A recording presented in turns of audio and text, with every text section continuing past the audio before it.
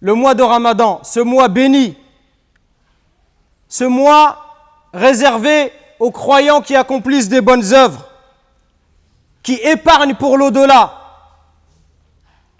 Ce mois béni où Allah Azza wa Jalla a révélé le Coran comme guide pour les gens et comme preuve claire de la bonne direction et du discernement.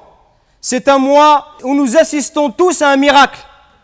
Ce miracle, c'est qu'Allah Azza wa Jalla, il nous permet de faire le bien en enchaînant les démons.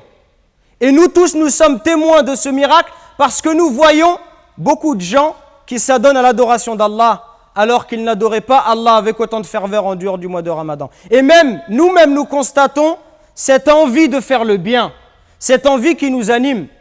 Le jeûne, mes frères, il peut changer votre vie. Un Ramadan, un seul Ramadan, il peut changer votre vie et vous rapprocher d'Allah subhanahu wa ta'ala. Il peut vous faire gagner les hauts degrés du paradis. Un seul Ramadan, Allah, il peut par miséricorde vous effacer toute une vie de péché.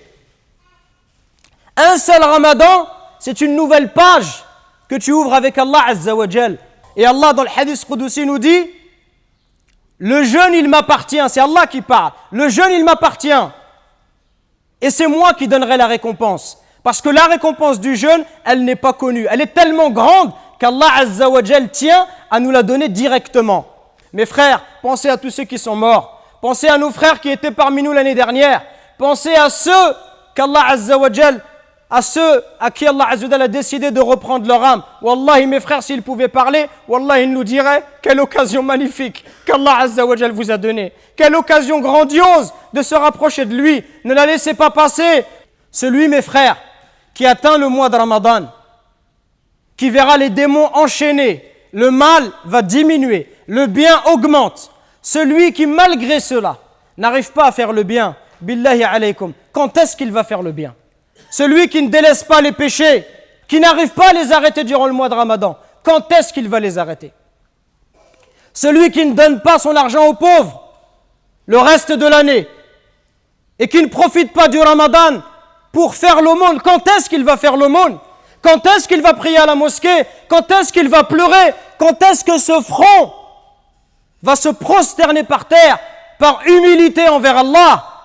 Et malheureusement, le mois de Ramadan est le mois durant lequel les musulmans consomment le plus de nourriture, consomment le plus de viande. Est-ce que le mois de Ramadan, هل هو شهر رمضان شهر الطعام والشراب?